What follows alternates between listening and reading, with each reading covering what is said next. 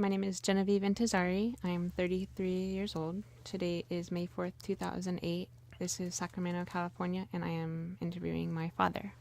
I'm Dave Meeker. I'm 66 years old, and I'm Jenny's father. That was going to be my first question. So, what is? I just wanted to ask you what your best memory of your childhood is, and your worst. Well, let's see. My best memory of my childhood.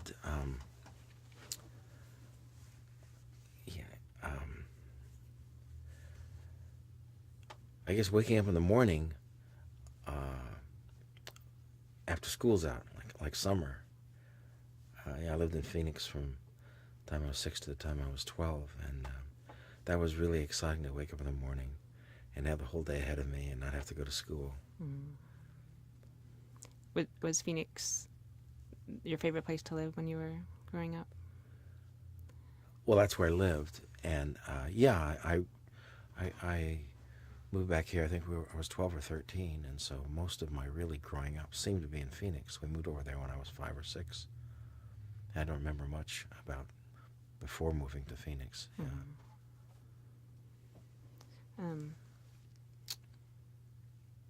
Do you have any worst memory of childhood, or anything specific? Well, I know I got kicked out of school for getting in fights, and those were not pleasant memories. And my 6th grade teacher, he'd have these enormous paddles. They had corporal punishment. He'd grab over and grab your ankles, and he'd hit you really hard. And those were not pleasant memories of childhood. Do you have a happiest moment of your life that you can think of? Yeah, when you and your sister were born. Okay. Yeah. And who would you say has been the biggest influence in your life? My mother. Your mom? Yeah. Why would you say that? Oh, she was, always my biggest fan, and encouraged me to do things, and was always, was a very happy person. I just remember her mostly with smiles on her face, and being very supportive of everything I wanted to do. And, I learned a lot from her, and I was very close to her growing up. So, so what is your ethnic background? What is our ethnic background? Well, on my mother's side, I know it's Scotch-Irish, but I have a great-grandfather who wrote a little pamphlet, and he said I'm 4th generation German, so there's some German back there too. And on my father's side, I think English, basically England and Scotland, I think. My father's side, and way back Nordic, before that, from Norway, I guess.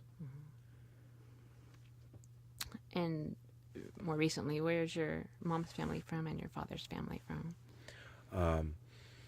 My mother moved to California, I believe, approximately 1915 or so, from Iola, Illinois, and that's where she was born.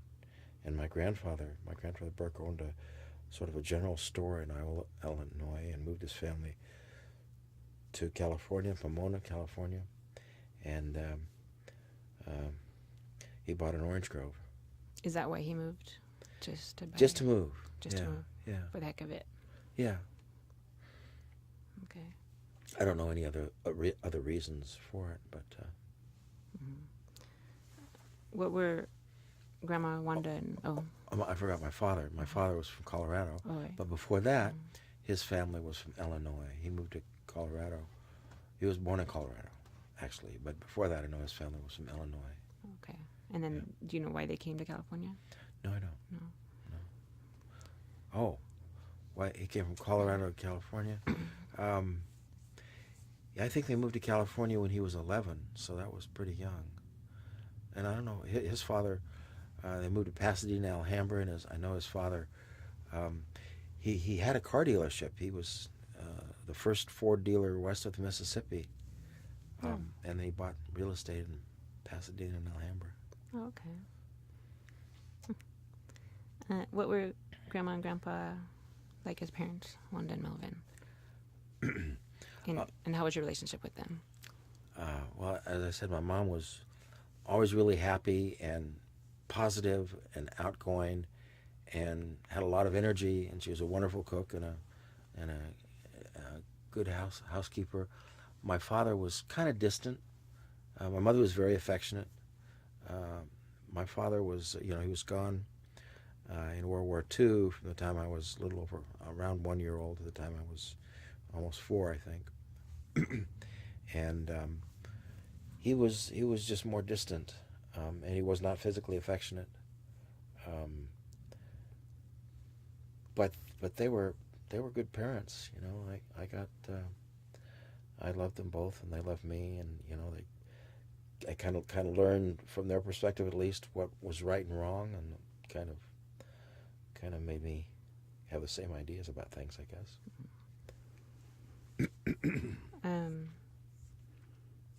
I just wanted you to talk about Grandpa Melvin in World War II and any. Yeah. Well, he, like I say, he took off. He was in the South Pacific for 2.5 years, and I remember for one period of 18 months he didn't sleep off the ship. He slept every night on ship, though sometimes he was on the islands. Even though he was on many different islands, Wake Island, Iwo Jima. He was a communications officer, so he would ride around in a jeep on and the ship he was on. An admiral, one of the commanders of the South Pacific, that was the ship. It was the admiral's ship.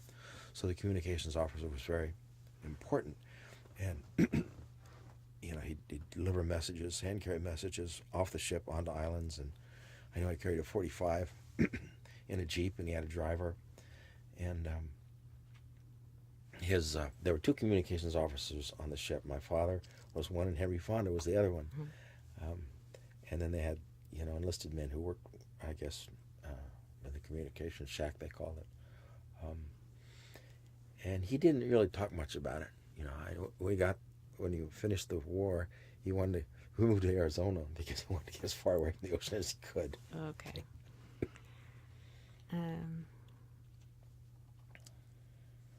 How did, even though it happened before you were born, how did the depression affect your parents or your family in any way? Do you know?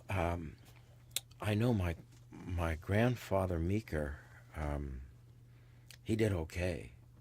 I don't know how or why, but like I say, he was like a real estate investor, and he was able to send his son to college, Pomona College, a private college, and that was 28 through 32. My father graduated in 32, and my mother's parents,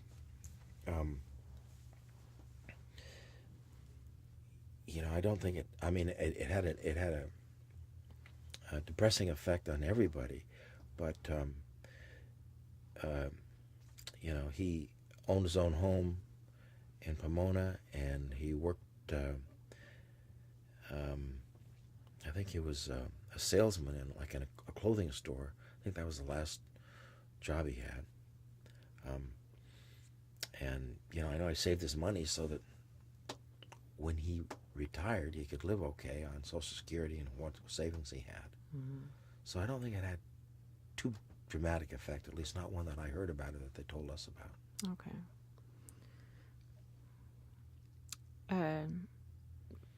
With your father being away, or just in general, how did World War II affect you and your family?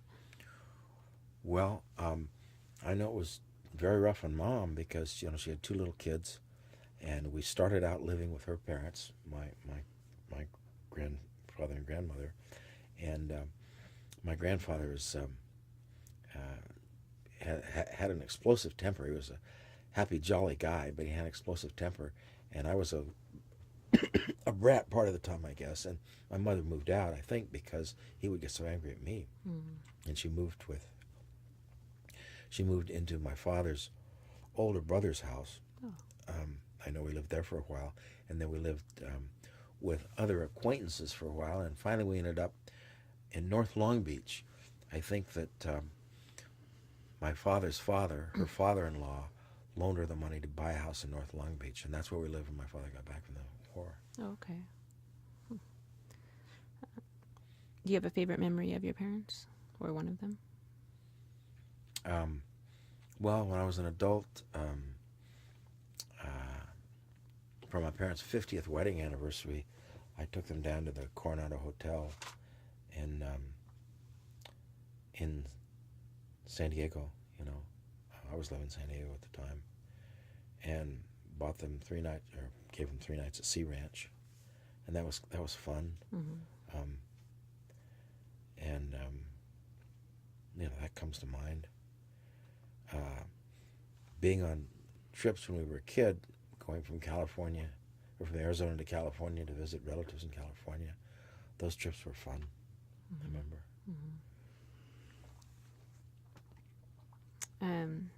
And who did you get your sense of humor from, and your playful side? Well, certainly my mom and dad both had a sense of humor, but my grandfather Burke was a kidder, and he was always very happy and laughing. So he had an explosive temper, but yeah, right. also. But yeah, that wasn't the thing that was the most dominant about his personality. I know what happened, but I don't really remember that much. Okay. I just can remember like once or twice him being angry. Mm-hmm. But he was a pretty happy guy. Yeah. And he was really, we got along really well, you know, he and I. Yeah. I knew him better than I knew my father for the first 5 years, certainly. Yeah. And I think my personality is more like him than my personality is like my father. Mm-hmm. Mm-hmm.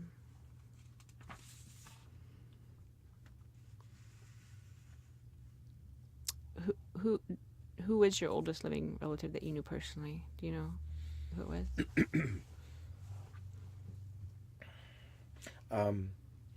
My father, my grandmother, my father's mother had a brother named George Varnes who lived in Idaho, and we visited him once.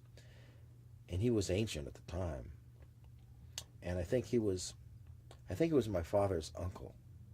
Okay. He was like an older brother of my grandmother, and that's probably be the oldest living relative. I remember meeting Sissy, but that's on your mother's side. Uh-huh. What about the woman who smoked the corncob pipe? Oh yeah. Well, I didn't meet her. Oh. My mother's had I think 2 great grandmothers, and one of them smoked a corncob pipe. That was your mother's great My grandmother. mother's great grandmother. Okay. Right, who lived with her when she was a little girl. That was Grandpa Burke's grandmother? Yes, it was on that side. Okay. Grandma Havens and Grandma Darnell, 2 names. Can you tell me about Grandpa Burke?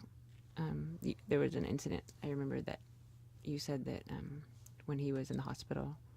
Oh, yes. I was 16 when he died, and he had a heart attack. He went in the hospital, and we were very, very close.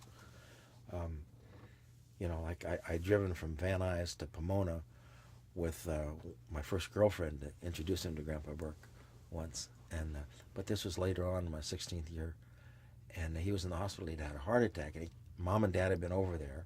I think I had school or something during the week, and I was going to go over there on the weekend to see him. And he kept saying to Mom and Dad, "Where's David? Where's David?" And I went from Van Nuys all the way down to Whittier to see my sister. And Pomona was about 30 or 40 miles further down the freeway, and I could have gone. And I thought about it. And I always regretted I didn't, because he had a second heart attack in the hospital 4 or 5 days after the first one, so I never got to see him. Mm-hmm. And I always regretted that.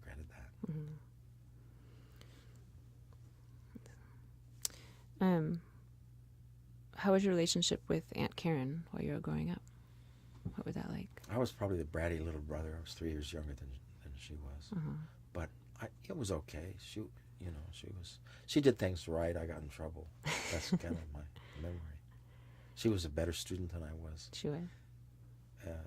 certainly in elementary school and high school. And then when she became religious, how did you feel about that? Well, Mom was always religious, but Karen, just really jumped into this kind of sect, religious sect, and it just sort of has dominated her life, and it did almost from the very beginning. And I was just always, I guess, a little surprised by it, and it was just beyond me. And of course, I guess I resented it a little bit, though I tried not to show it so much. Her constant proselytizing,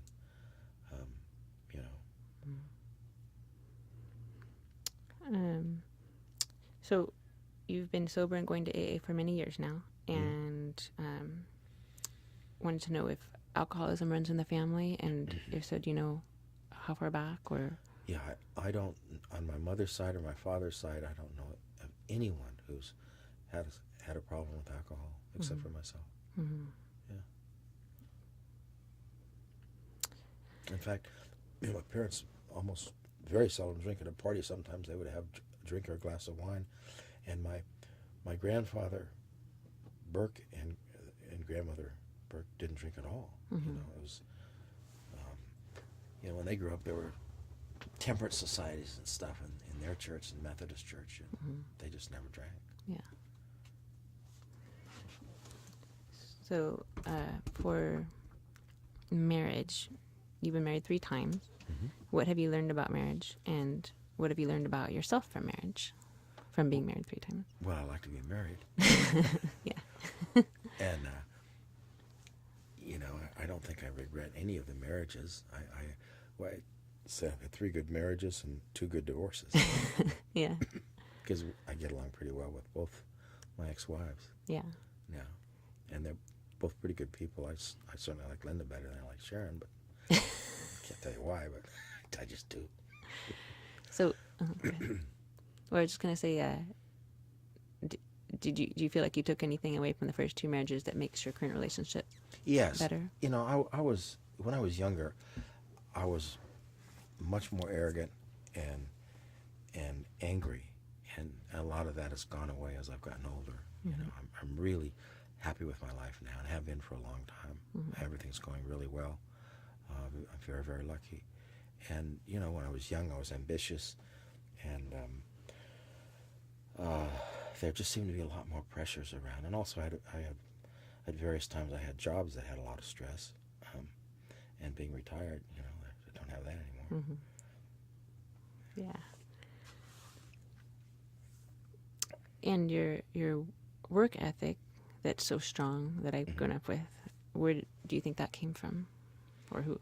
I think my family, my mom and dad always worked, and that was the thing you do. You went out and you got a job and you worked and took care of your responsibilities. And that's just the pattern that I had and that I saw.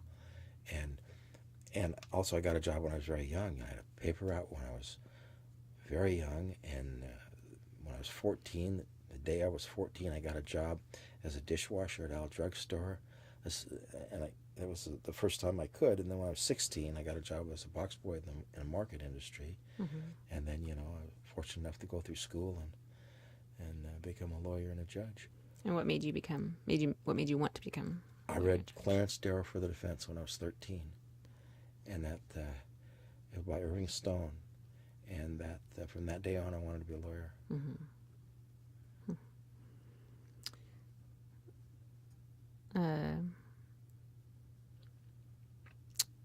How did you get started with rare book collecting and the book business? Well, when we lived in Africa in the Peace Corps a long time ago, I read a book about Ernest Hemingway, and I realized that in college I'd read The Sun Also Rises and The Old Man and the Sea, and so I went to a bookstore in Liberia and asked if they had any books by Ernest Hemingway, and he said, "Who's Ernest Hemingway?" I said, "Well, he's this great American writer." And he said, "No, but I'll get some." And he got some.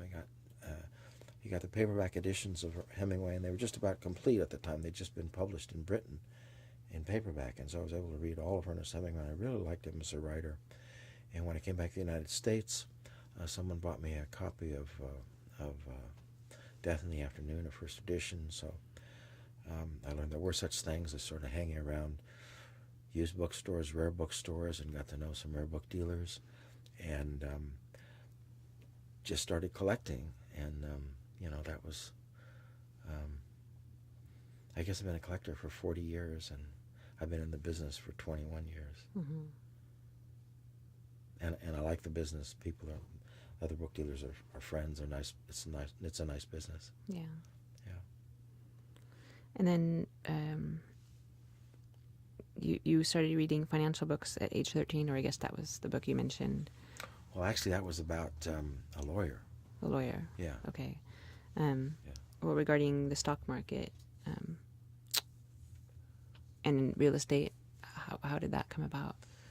I was always interested in making money, and I stayed out of undergraduate school for a year after my sophomore year, and was interested in the stock market and read 7 or 8 books on the stock market at that time. So I really got an understanding of it, and actually opened an account before I was 21. You had to be 21 at the time, and so my father's name, and so I was interested in it, and as I was, growing older, I realized that you can't really make significant money in this world from income from a job. You have to invest, and so I was interested in it, and I learned about it, and took chances and did things, and was very lucky. Yeah. And was there anybody in your family that I don't know, mentored you in that, or not in my motivated family, but when I worked for Safeway, there was this guy who was interested in land, and he would take people up to the desert and sell them. He'd buy 10 acres and sell 4 2.5 acre parcels, and I got into that.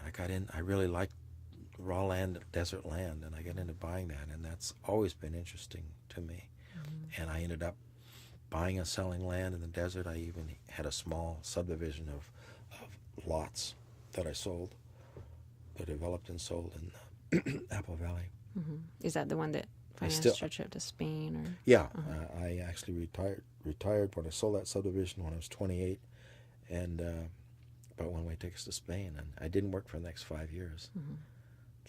Then I came back and finished law school. Mm-hmm. What are you proudest of in your life? Oh, my 2 daughters. That's certainly been the most fulfilling thing in my life. It's been parenting. Mm-hmm. Thank It's you. been fun. Well, I'm sure you have the same feeling about your son. Mm-hmm. Yeah. And over the years, you've done a lot of traveling. And what is the best place you've been to, and why? Well, I loved little island of Menorca. We traveled there for Thanksgiving once, and then we went back and spent 3 weeks there for Christmas, and that was fun. We lived in Spain at the time. We lived in Barcelona for a year, and this wonderful little island. There were very few tourists. Mallorca is the larger of the Balearic Islands, where they have a lot of tourists and a lot of big hotels. But at the time, they didn't have any tourist hotels on Menorca, and we had to rent a home from someone. It was just really nice. I really enjoyed that. Mm-hmm. Yeah. Can you tell a specific memory about your time in the Peace Corps in Africa, and maybe another specific memory about your time in Spain, something that stands out, particularly Africa? Yeah, well, in Africa, I remember we were there at the time that the area, we lived in eastern Nigeria, and it seceded and became Biafra, an independent country. And leading up to that, there was a lot of tension among some of the tribes in Nigeria. And there was a fellow teacher at my school who had purchased a car, and it was Lagos, which was the capital of Nigeria, which was one tribal area, and he wanted to get that car to eastern Nigeria, which was another tribal area where we lived. And I was able to do that for him by going to Lagos, and I was just able to do it for him, and that was, it was fun and exciting at the time doing that. Mm-hmm. You were a teacher in the Peace Corps, is that right? I was a teacher in the Peace Corps. English teacher, is that right? I was English teacher of secondary school and the school librarian. And then in the second country, Liberia, I taught law school at night, and I worked for the government of Liberia, doing actually as a tax collector during the daytime. Oh. Yeah, I worked in a tax division. You taught law school? Is that what you said? Taught law school in the evening Interesting. in Liberia. Yeah. And then in Spain, what were you doing in Spain? Well, that was part of the time when I was trying to be a writer, trying to write, and so I spent a year basically trying to writing short stories, and Sharon was teaching, and we came back after about a year, and I finished law school. What are the most important lessons you've learned in life?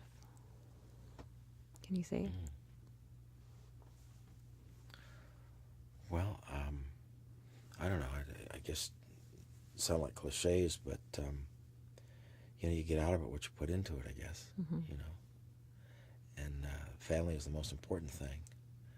Most of the happiest times I've had in my life have been with family. Yeah. And books that you've read, what has influenced you the most? Well, certainly, when I reading over those questions, and Clarence Darrow for the Defense by Irving Stone Yes. had a dramatic effect on me, because I wanted to be a lawyer from the time I was 13, and I became one. Did you ever reread that book? I think I did once. Yeah, I have a copy now inscribed by Irving Stone, but I haven't read that copy. But I just bought it in the last few years just to have it. But also reading The Old Man and the Sea. I thought that was a beautiful book when I read it. And The Sun Also Rises, and A Farewell to Arms, and East of Eden. And Cormac McCarthy now, I think he's a wonderful writer. He's kind of dark, but I read All the Pretty Horses twice. I'll probably read it again.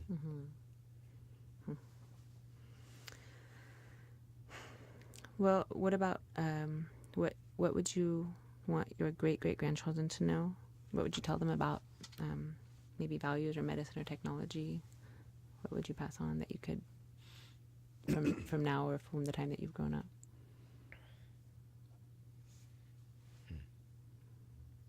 Well, that people and the relationship with people, with your family, is the most important thing.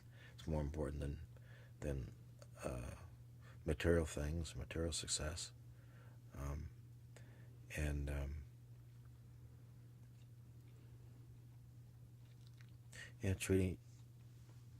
trying to be easy on yourself, not too critical of yourself, and try not to be critical of other people as well. Life goes better.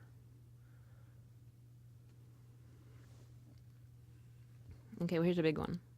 If you could ask one question of God, what would it be? Why? Just why? Yeah, why?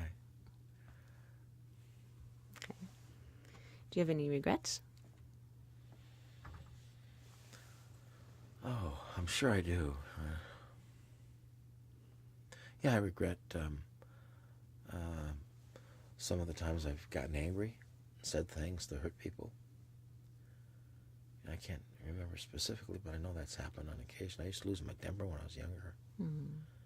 Hasn't happened in years now. That's certainly a regret.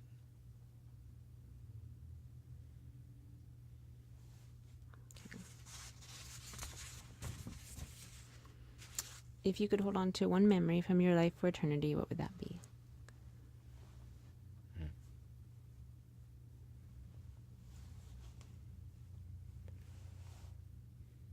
Well, I guess, the things that come to mind of some of the favorite memories are, and some of them are pictures. I mean, there's this picture of you when you were like 4 or 5 years old at Grandma and Grandpa's house in front of some flowers, and you had this lovely little smile on your face. That's a lovely picture that I'll always remember. When Stephanie's really happy, that's really neat. Makes me feel really good too. Yeah.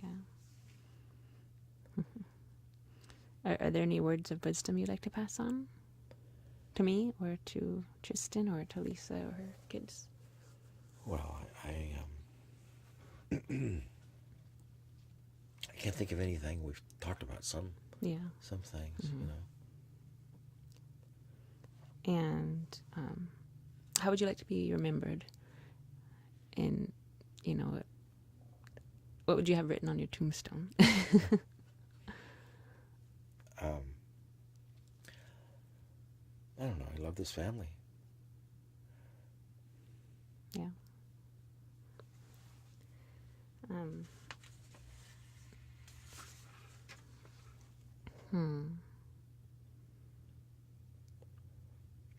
Do you have any hopes and dreams for what the future would hold for me or my children? Well, yeah, it seems like you guys have a really good start, and you know you're really happy with your husband, and you seem to be happy with your husband, and he's happy with you, and you have a lovely, lovely little boy. I wish you'd have 3 or 4 more, but you may not have any more. I realize that. Mm-hmm. And just treasure and honor this time when your child is young, because it passes very fast. Mm-hmm. You know, it's really a fun time. You know. Yeah. And don't be afraid to discipline them either. I mean, sometimes it's hard, you know, because they're so sweet and they're so cute. Yeah. But you know, you can't let them dictate how your life is. I mean, because they'll make decisions that are on short-term basis, and sometimes you have to think about a longer term. Mm-hmm. And it's not always the easiest first thing that a child would choose that's the best thing for them. Mm-hmm. That's true. Yeah. Well, I just have one more question, and then I'll be done. This interview will be stored in the Library of Congress for what may be the rest of civilization's time. Mm-hmm. Is there anything else you'd like to talk about or say?